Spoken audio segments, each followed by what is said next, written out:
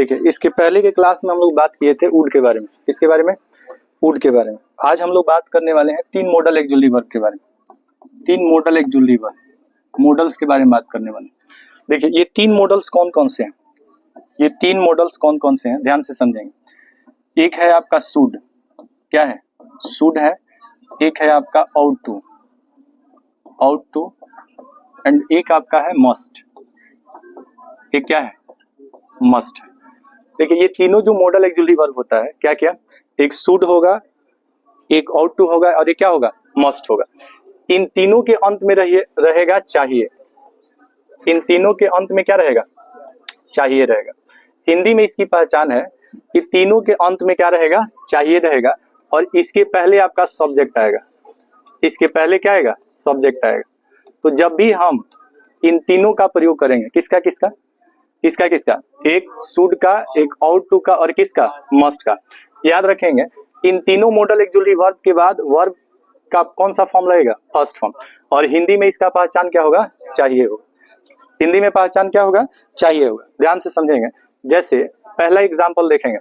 जैसे सेंटेंस दिया हो कि तुम्हें पढ़ना चाहिए, तुम्हें पढ़ना चाहिए, तुम्हें पढ़ना चाहिए। यहाँ पे जो सेंटेंस दिया है तुम्हें पढ़ना चाहिए, तो इसमें चाहिए आ गया। क्या आ गया? चाहिए। अब इसमें देखना है कि शुड लगेगा कि आउट टू लगेगा कि मस्ट लगेगा। शुड लगेगा कि आउट टू लगेगा कि मस्ट लगेगा। इन तीनों का प्रयोग एडवाइस को दर्शाने के लिए किया जाता है। एडवाइस मीन्स क्या होता है जी? सलाह। एडवाइस मीन्स क्या होता है? सलाह। तो पहला तो चीज इसको सलाह को दर्शाने के लिए किया जाता है। दूसरा होता है ना कि इसका प्रयोग ड्यूटी को दर्शाने के लिए किया जाता है। ड्यूटी का अर्थ क्या होता है? कर्तव्य। ड्यूटी का अर्थ क्या होता है? कर्तव्य। तो सलाह और कर्तव्य को दर्शाने के लिए शुड का प्रयोग, आउट टू का प्रयोग और किसका प्रयोग किया जाता है? मस्ट का प्रयोग किया जाता है। अब कहाँ किसका प्रयोग होगा ये चीज समझिए। एक दिया है तुम्हें पढ़ना चाहिए, दूसरा सेंटेंस दिया है कि हमें अपने माता पिता का, ठीक है, हमें अपने माता पिता की आज्ञा का पालन करना चाहिए। हमें अपने माता पिता की आज्ञा का पालन करना चाहिए। ठीक है, कह रहे कि हमें अपने माता पिता की, ठीक है, तुम्हें पढ़ना चाहिए। दूसरा है हमें अपने माता पिता की आज्ञा का पालन करनी चाहिए या करना चाहिए। तीसरा जो सेंटेंस है ना, तीसरा है कि तुम्हें अवश्य पढ़ना चाहिए। तुम्हें अवश्य पढ़ना चाहिए। तुम्हें अवश्य पढ़ना चाहिए। अब ध्यान से समझेंगे। इस वाक्य में भी चाहिए है, इस वाक्य में भी चाहिए है और इस वाक्य में भी चाहिए। लेकिन तीनों जो वाक्य है ना, तीनों जो वाक्य है वो अलग अलग सेंस को दर्शाएगा, अलग अलग सेंस को दर्शाएगा। यही आपको डिफरेंस समझना है कि किसमें क्या लगेगा। देखिए मस्ट का प्रयोग काफी आसान है। जब भी आपको मस्ट का यूज करना होगा ना तो उसमें आपको जरूर अवश्य दिखेगा, ठीक है, जरूर दिखेगा और एकदम दिखेगा। तो जहां आपको अवश्य जरूर एकदम दिखे वहां आप दो मॉडल का प्रयोग नहीं करेंगे। किसका किसका? शुड का और आउट टू का। किसका किसका? शुड का और आउट टू का। शुड और आउट टू का प्रयोग दो जगह आप नहीं करेंगे। शुड और आउट टू का प्रयोग आप दो जगह नहीं करेंगे। कहाँ कहाँ? जहां अवश्य रहेगा ना वहां शुड और आउट टू नहीं लगेगा। वहां क्या लगेगा बताइए? मस्ट लगेगा। मस्ट लगेगा। जब अवश्य जरूर एकदम रहेगा तो दो मॉडल एक्जुअली वर्ब नहीं लगेगा। पहला शुड नहीं लगेगा और दूसरा आउट टू नहीं लगेगा। क्या लगेगा? मस्ट लगेगा। तो तुम्हें का क्या होगा बताइए? यू होगा। और यहाँ पे किसका प्रयोग करेंगे? मस्ट। तो जब अवश्य चाहिए रहेगा, अवश्य चाहिए रहेगा, क्या रहेगा? अवश्य और प्लस इसमें क्या रहेगा? चाहिए। तब उसमें आप किसका प्रयोग करेंगे? मस्ट का प्रयोग करेंगे। किसका प्रयोग करेंगे? मस्ट का। तो यू मस्ट क्या हो जाएगा? रीड हो जाएगा। यू मस्ट रीड हो जाएगा। अगर यहाँ यू शुड रीड लिखेंगे तो क्या हो जाएगा? गलत हो जाएगा। अच्छा, यू शुड रीड का प्रयोग कब करेंगे? जैसे यहाँ पे होगा यू शुड क्या होगा? रीड होगा। अब देखिए दोनों सेंटेंस में डिफरेंस देखिए। इसमें शुड क्यों लगा है, इसमें मस्ट क्यों लगा है? शुड वहां लगता है जहां अवश्य नहीं रहता है। शुड वहां लगता है जहां अवश्य नहीं रहता है। बताइए क्या इस वाक्य में अवश्य है? नहीं। तो अवश्य नहीं रहेगा तो क्या लगेगा? शुड। अवश्य रहेगा तो क्या लगेगा? मस्ट। अब देखिए जहां पे एडवाइस के साथ साथ कोई चीज ड्यूटी को भी दर्शाएगा। किसको दर्शाएगा? ड्यूटी को भी दर्शाएगा। ड्यूटी मीन्स क्या होता है? कर्तव्य। जैसे हमारा कर्तव्य है कि हम अपने माता पिता की आज्ञा की क्या करें? पालन करें। ये हमारा क्या है? कर्तव्य। तो जब कोई सेंटेंस सलाह के साथ साथ कर्तव्य को दर्शाएगा, सलाह के साथ साथ किसको दर्शाएगा? कर्तव्य को दर्शाएगा, तब वहां पे हम लोग किसका प्रयोग करते हैं? आउट टू का प्रयोग करते हैं। तो यहाँ पे लिखेंगे हमें का क्या होगा? वी के साथ यहाँ किसका प्रयोग करेंगे? Ought to. ठीक है। और आज्ञा का पालन करना का होता है क्या? ओबे। और अपने माता पिता का, तो माता पिता को हम लोग क्या बोलते हैं? पेरेंट्स बोलते हैं। तो वी आउट टू ओबे और पेरेंट्स का अर्थ क्या हो जाएगा? हमें अपने माता पिता की आज्ञा का पालन करनी चाहिए। अब देखिए आपको एग्जाम में क्वेश्चन कैसे देगा, एग्जाम में क्वेश्चन कैसे देगा ध्यान से समझेंगे। जैसे यहाँ पे दे देगा कि यू, चलिए यू दे देगा, ठीक है, और यहाँ पे आपको दे देगा डॉट डॉट डॉट, और यहाँ दे देगा to, you dot dot to, और यहाँ देगा रीड, और यहाँ पे देगा आपको द गीता। ठीक है, you dot dot to read the Gita. आपको देखिए आपको ऑप्शन में क्या देगा? पहला ऑप्शन देगा कि यहाँ मस्ट का प्रयोग होगा, दूसरा होगा कि शुड का प्रयोग होगा, तीसरा ऑप्शन देगा कि आउट टू का प्रयोग होगा, और चौथा ऑप्शन देगा कि सेल का प्रयोग होगा। किसका प्रयोग होगा? सेल का प्रयोग होगा। याद रखिएगा टोटल मॉडल एक्जुअली वर्ब की संख्या जो होता है ना 10 होता है। टोटल मॉडल एक्जुअली वर्ब की संख्या क्या होता है? 10 होता है, जिसमें मेन वर्ब का कौन सा फॉर्म लगता है? First form. बट याद रखिएगा आउट एक ऐसा मॉडल एक्जुअली वर्ब है जिसके साथ हमेशा 2 प्लस क्या लगता है? V1 लगता है। आउट के साथ हमेशा 2 प्लस क्या लगता है? V1 लगता है। अब यहाँ पे देखिए क्या बताइए, मस्ट के साथ 2 लगेगा? नहीं लगेगा। तो मस्ट के साथ 2 लगाएंगे तो क्या हो जाएगा? गलत। क्या बताइए, शुड के साथ 2 लगेगा? नहीं लगेगा। क्या सेल के साथ 2 लगेगा? नहीं लगेगा। पूरे मॉडल एक्जुअली वर्ब में एक ही वर्ब है जिसके साथ 2 लगता है, जिसका नाम क्या है? आउट। तो इसमें क्या होगा? यू क्या होगा? Ought to, you ought to क्या हो जाएगा? Read the Gita. तो इसमें आपको एक नोट समझना है। क्या समझना है? नोट। नोट में आपको ये समझना है ना, नोट में क्या समझना है कि जितने मॉडल एक्जुअली वर्ब होते हैं इसके साथ बेयर इन्फिनेटिव का प्रयोग होता है। किसका प्रयोग होता है? Bare infinitive verb. अच्छा, बेयर इन्फिनेटिव वर्ब उस वर्ब को कहते हैं जिसमें 2 नहीं लगा रहता है। जिसमें क्या नहीं लगा रहता है? 2। जो सेंटेंस, जो वर्ब डायरेक्ट V1 के फॉर्म में रहेगा उसका नाम होता है बेयर इन्फिनेटिव। क्या नाम होता है? Bare infinitive. लेकिन याद रखिएगा आउट एक ऐसा वर्ब है, आउट एक ऐसा वर्ब है जिसके साथ टू इन्फिनेटिव का प्रयोग किया जाता है। किसका प्रयोग किया जाता है? टू इन्फिनेटिव वर्ब का प्रयोग किया जाता है। अच्छा, टू इन्फिनेटिव वर्ब कहने का मतलब कि ये इसमें 2 प्लस V1 का प्रयोग किया जाता है। किसका प्रयोग किया जाता है? 2 प्लस V1 का। मॉडल एक्जुअली वर्ब जो 10 होते हैं, कितने होते हैं? मॉडल एक्जुअली वर्ब कितने होते हैं? 10। 10 में 9 जो वर्ब होते हैं ना मॉडल एक्जुअली वर्ब, इसके साथ V1 लगता है। बट एक मॉडल एक्जुअली वर्ब ऐसा होता है, मॉडल एक्जुअली वर्ब ऐसा होता है जिसके साथ 2 प्लस क्या लगता है? V1 लगता है। और वो कौन सा मॉडल एक्जुअली वर्ब है बताइए जिसमें 2 लगता है? आउट। तो जब भी आपको सेंटेंस देगा ना, ठीक है, जैसे आपको देगा कि वी दे देगा और 2 दे देगा रिस्पेक्ट आवर पेरेंट्स दे देगा, या आवर क्या दे देगा? टीचर्स दे देगा। ऑप्शन आपको 4 मिलेगा। कितना ऑप्शन मिलेगा? 4। ऑप्शन ए में कहेगा कि इसमें शुड का प्रयोग होगा, बी में कहेगा कि इसमें आउट का प्रयोग होगा, सी में कहेगा कि इसमें सेल का प्रयोग होगा, और डी में कहेगा कि मस्ट का प्रयोग होगा। किसका प्रयोग होगा? मस्ट का प्रयोग होगा। बताइए इसमें रिस्पेक्ट के पहले क्या लगा है? रिस्पेक्ट के पहले क्या लगा है? 2। और बताइए 9 के साथ 2 का प्रयोग होता है कि नहीं होता है? तो 9 के साथ 2 का प्रयोग नहीं होता है। 9 के साथ 2 का प्रयोग नहीं होता है। 2 किसके साथ लगता है बताइए? 2 किसके साथ लगता है? 2 जब भी लगेगा तो किसके साथ लगेगा? आउट के साथ लगेगा। तो बताइए शुड 2 होगा? नहीं होगा। बताइए सेल 2 होगा? नहीं होगा। मस्ट 2 होगा? नहीं होगा। आंसर क्या हो जाएगा? बी हो जाएगा कि आउट के साथ ही 2 का प्रयोग आप कर सकते हैं, बाकी किसी के साथ 2 का प्रयोग नहीं कर सकते हैं। बात समझ में आया कि नहीं है? तो कह रहा है ना कि यहाँ पे हम 3 मॉडल्स की बात कर रहे हैं। पहला शुड, दूसरा आउट टू, और तीसरा मस्ट। कहेगा वो कौन सा मॉडल एक्जुअली वर्ब है जिसके साथ 2 का प्रयोग होता है? 2 का प्रयोग होता है। तो याद रखिएगा आउट के साथ ही 2 लगता है। आउट के साथ ही क्या लगता है? 2 लगता है। बाकी किसी मॉडल एक्जुअली वर्ब के साथ 2 का प्रयोग नहीं किया जाता है। कैन 2 गलत हो जाएगा। कैन 2 क्या हो जाएगा? गलत। कुड 2 लिखिएगा तो ये भी गलत हो जाएगा। एक ही के साथ 2 लगेगा जिसका नाम क्या है? आउट है। जिसका नाम क्या है? आउट है। अब एक बात समझना है कि एक वर्ब होता है शुड, क्या होता है? शुड। जब भी किसी सेंटेंस में लेस्ट वर्ड दिया रहेगा, क्या दिया रहेगा? लेस्ट वर्ड दिया रहेगा। इसको क्या पढ़ेंगे? लेस्ट पढ़ेंगे। ध्यान से समझेंगे, इसको लेस्ट पढ़ा जाएगा। लेस्ट जब भी आता है ना, ये कंजंक्शन होता है और इसके साथ हमेशा शुड लगता है। क्या लगता है? शुड लगता है। लेस्ट के साथ कौन सा मॉडल एक्जुअली वर्ब सही होता है? शुड।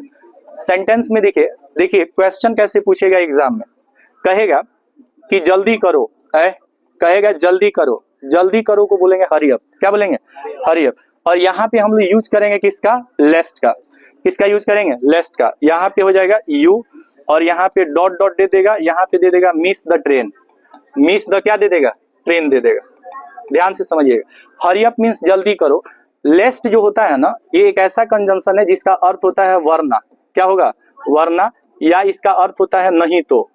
इसका अर्थ क्या होता है? नहीं तो। वरना या नहीं तो। इसका हिंदी होगा जल्दी करो वरना गाड़ी छूट जाएगी। गाड़ी छूट जाएगी। जल्दी करो नहीं तो गाड़ी छूट जाएगी। यहाँ पे देखिए, गाड़ी छूट जाएगी, जल्दी करो नहीं तो गाड़ी छूट जाएगी। मिस का मतलब हो जाएगा छूटना। मिस का मतलब क्या हो जाएगा? छूटना होगा। अब यहाँ पे देखिएगा, जल्दी करो नहीं तो गाड़ी छूट जाएगी। लेस्ट जब भी आएगा ना, तो अपने साथ कौन सा मॉडल एक्जुअली वर्ब लाएगा? बताइए। शुड। क्या लाएगा? शुड। लेस्ट के साथ कौन सा मॉडल एक्जुअली वर्ब लगता है? शुड। कह रहा है ना कि ठीक से चलो नहीं तो गिर जाओगे। ठीक से चलो वरना गिर जाओगे। तो ठीक से चलो, तो चलना का क्या होता है? वॉक। और ठीक से क्या होगा? केयरफुली। क्या होगा? Walk carefully. ठीक से चलो नहीं तो गिर जाओगे। नहीं तो के लिए हम लोग प्रयोग करेंगे किसका? लेस्ट। यू और डॉट डॉट। गिरना का इंग्लिश होता है फाल। फाल मीन्स क्या होता है? गिरना। फाल मीन्स क्या होता है? गिरना। और फेल मीन्स होता है गिराना। गिराना। गिराना का इंग्लिश क्या होता है? फेल। फेल मीन्स होता है गिराना। अच्छा, एक फेल होता है FAIL। FAIL जो फेल और पास होता है। पास मीन्स होता है उत्तीर्ण होना। उत्तीर्ण होना, ठीक है। और फेल मीन्स होता है असफल होना। असफल। असफल होना। असफल होना का इंग्लिश क्या होता है? फेल। जैसे एग्जाम में होता है ना फेल और पास। एग्जाम में क्या होता है? फेल और पास। फेल मीन्स क्या होता है? सफल होना। फेल मीन्स क्या होता है? असफल होना। और पास मीन्स क्या होता है? सफल होना या उत्तीर्ण होना। तो यहाँ पे देखिए, कह रहा है कि walk carefully लेस्ट you dot dot क्या हो जाएगा? फाल। कह रहा है कि ठीक से चलो नहीं तो गिर जाओगे। इसमें आपको ना 4 ऑप्शन देगा। कितना ऑप्शन देगा? 4। एक दे देगा कि इसमें आउट टू लगेगा। बी ऑप्शन में दे देगा कि इसमें माइट लगेगा। सी ऑप्शन में दे देगा कि सेल लगेगा। और डी ऑप्शन में दे देगा कि शुड लगेगा। डी ऑप्शन में क्या दे देगा? शुड लगेगा। और कहेगा choose the best option. Choose the best option. इसमें याद रखना है कि लेस्ट के साथ हमेशा क्या लगता है? शुड लगता है। लेस्ट के साथ हमेशा शुड लगता है। जैसे आप कहेंगे ना कठिन परिश्रम करो नहीं तो फेल हो जाओगे। कठिन परिश्रम करो नहीं तो फेल हो जाओगे, तो इसको बोलेंगे वर्क हार्ड। क्या बोलेंगे? Work hard. नहीं तो का इंग्लिश क्या होता है? लेस्ट। और you dot dot fail. Fail means क्या होता है? असफल होना। फेल मीन्स क्या होगा? असफल होना। और पास मीन्स क्या होगा? सफल होना। तो जब आप सफल होते हैं तो पास का प्रयोग करते हैं और असफल होते हैं तो फेल का प्रयोग करते हैं। कहेगा कि कड़ी मेहनत करो। हार्ड मीन्स कड़ी और वर्क मतलब मेहनत करना। कड़ी मेहनत करो नहीं तो क्या हो जाओगे? असफल हो जाओगे, परीक्षा में फेल हो जाओगे। तो यहाँ पे हम लोग किसका प्रयोग करेंगे? बताइए। किसका प्रयोग करेंगे? शुड। तो नियम क्या होता है कि लेस्ट के साथ, किसके साथ? लेस्ट के साथ कौन सा मॉडल एक्जुअली वर्ब लगता है? शुड लगता है। क्या लगता है? शुड लगता है। लेस्ट के साथ किसका प्रयोग किया जाता है? शुड का प्रयोग किया जाता है। जैसे एग्जांपल है कि work hard लेस्ट you should fail. कड़ी मेहनत करो नहीं तो फेल हो जाओगे। कह रहे हरी अप, जल्दी करो, लेस्ट you should miss the train, नहीं तो गाड़ी क्या हो जाएगी? छूट जाएगी। और कह रहे walk carefully लेस्ट you should fall. कह रहा है ठीक से चलो नहीं तो क्या हो जाओगे? गिर जाओगे। ठीक से चलो नहीं तो गिर जाओगे। बात समझ में आ रहा है ना? तो पहला नियम इसमें हो गया कि सलाह को दर्शाने के लिए, किसको दर्शाने के लिए? सलाह को दर्शाने के लिए किसका प्रयोग किया जाता है? शुड का। लेकिन कर्तव्य को दर्शाना हो तो किसका प्रयोग करेंगे? ड्यूटी को दर्शाना होगा तो किसका प्रयोग करेंगे? आउट टू का। कर्तव्य को दर्शाना होगा तो आउट टू का। और सलाह को दर्शाना होगा तो देखिए यहाँ पे याद रखें क्या क्या याद रखना। एक होगा शुड। क्या होगा? शुड। तो शुड दर्शाएगा सलाह को। केवल और केवल किसको दर्शाएगा? सलाह को। एक होगा ought to. Ought to. Ought to दर्शाएगा कर्तव्य को। किसको दर्शाएगा? कर्तव्य है, कर्तव्य या जिम्मेदारी को। जिम्मेदारी को, ठीक है। अच्छा, याद रखेंगे यहाँ पे एक मस्ट होता है। मस्ट। मस्ट। मस्ट जो दर्शाता है ना, ये जोरदार, जोरदार, ठीक है, चाहे कर्तव्य हो और चाहे सलाह हो, और चाहे जिम्मेदारी हो, या चाहे कोई निर्देश हो, चाहे कोई क्या हो, निर्देश, इंस्ट्रक्शन बोलते हैं इंग्लिश। देखिए सलाह को अंग्रेजी में क्या बोलते हैं जरा बताएंगे। सलाह को इंग्लिश में बोलेंगे एडवाइस। तो एडवाइस या सजेशन, एडवाइस और सजेशन को दर्शाने के लिए शुड प्लस किसका प्रयोग किया जाता है, V1। कर्तव्य को इंग्लिश में बोलते हैं ड्यूटी। क्या बोलते हैं, ड्यूटी, या इसी को कहा जाता है मोरल ऑब्लिगेशन। Moral obligation. जिम्मेदारी को इंग्लिश में कहते हैं रेस्पॉन्सिबिलिटी कहते हैं। क्या कहते हैं, रेस्पॉन्सिबिलिटी। तो ड्यूटी रेस्पॉन्सिबिलिटी को दर्शाने के लिए किसका प्रयोग किया जाता है, आउट टू का। जोरदार कर्तव्य या सलाह, जोरदार का मतलब जिस वाक्य में क्या आ जाएगा, अवश्य आ जाएगा, जरूर आ जाएगा और एकदम आ जाएगा। ठीक है, जैसे आप कहेंगे ना कि एक सैनिक को अपने देश के लिए अवश्य लड़ना चाहिए, देखिए जब अवश्य आ जाएगा, क्या आ जाएगा, अवश्य, तब आप उसमें किसका प्रयोग करेंगे, मस्ट का प्रयोग करेंगे। जैसे एक सैनिक को अपने देश के लिए अवश्य लड़ना चाहिए, तो सैनिक को इंग्लिश में क्या बोलते हैं बताइए, सोल्जर। क्या बोलते हैं, सोल्जर। अच्छा, एक सोल्जर होता है, एक सोल्डर होता है। क्या होता है, सोल्डर। सोल्डर का स्पेलिंग होता है SHOULDER। इस सोल्डर का अर्थ होता है कंधा। सोल्डर का अर्थ क्या होता है, कंधा। इसको सोल्डर नहीं पढ़ते, इसको सोल्जर पढ़ते हैं। क्या पढ़ते हैं, सोल्जर। सोल्जर मीन्स होता है सैनिक या सिपाही। सोल्जर मीन्स क्या होता है, सैनिक और सिपाही। तो कह रहा है कि a soldier must fight for his country या नेशन। कंट्री या क्या, नेशन। नेशन मीन्स क्या होता है, राष्ट्र। तो एक सैनिक को अपने देश के लिए अवश्य लड़ना चाहिए, जब अवश्य रहेगा, क्या रहेगा, अवश्य रहेगा। या आप कहेंगे ना कि हमें अपने माता पिता के आज्ञा का पालन अवश्य करना चाहिए, तो we must obey our parents होगा। ठीक है, जैसे तुम्हें अवश्य उसकी मदद करनी चाहिए, तो यहाँ पे अवश्य जब आएगा ना तो क्या लगेगा, मस्ट। ठीक है, क्या कह रहा है कि तुम्हें अवश्य उसकी आज्ञा का पालन करनी चाहिए, तो ओबे हिम हो जाएगा, यू मस्ट ओबे हिम। तुम्हें अवश्य उसकी आज्ञा का पालन करनी चाहिए। तो जब अवश्य रहेगा तो क्या लगेगा बताइए, मस्ट लगेगा। अवश्य रहेगा तो मस्ट लगेगा। लेकिन जब अवश्य नहीं रहेगा तब इसमें दो मॉडल एक्जुएटिव वर्ब लगता है। कितना मॉडल एक्जुएटिव वर्ब लगता है, दो। एक लगेगा आउट टू और दूसरा क्या लगेगा, शुड।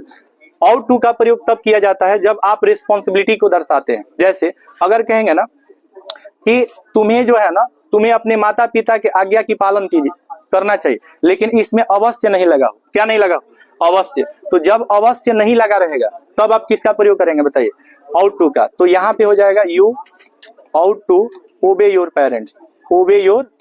पेरेंट्स। अच्छा, यहाँ पे भी देखिए, यहाँ पे भी ओबे लगा है और यहाँ पे भी ओबे लगा है, यहाँ मस्ट इसलिए लगा है क्योंकि इसमें क्या है, अवश्य है, और इसमें अवश्य नहीं होगा। इसमें क्या नहीं होगा, अवश्य नहीं होगा। You ought to obey your parents का मतलब हो जाएगा तुम्हें अपने माता पिता के आज्ञा का पालन करना चाहिए। अब इसमें भी देखिए, इसमें केवल चाहिए होगा। क्या होगा, चाहिए। लेकिन इसमें होगा अवश्य चाहिए। इसमें क्या होगा, अवश्य। और जनरल एडवाइस आपको दर्शाना हो, जैसे तुम्हें सुबह में जल्दी उठना चाहिए, जनरल एडवाइस हो, तो यहाँ पे लिखेंगे you should get up early in the morning.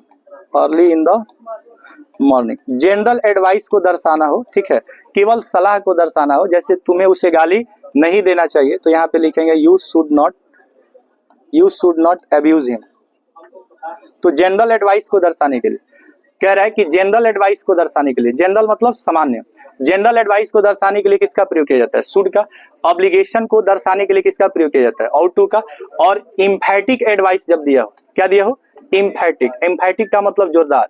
जब इम्फैटिक एडवाइस दर्शाना होता है, जिस वाक्य में अवश्य, जरूर और एकदम लगा रहता है, वैसे सेंटेंस में हम किसका प्रयोग करते हैं, मस्ट का प्रयोग करते हैं। ठीक है, नेक्स्ट क्लास में आगे देखें।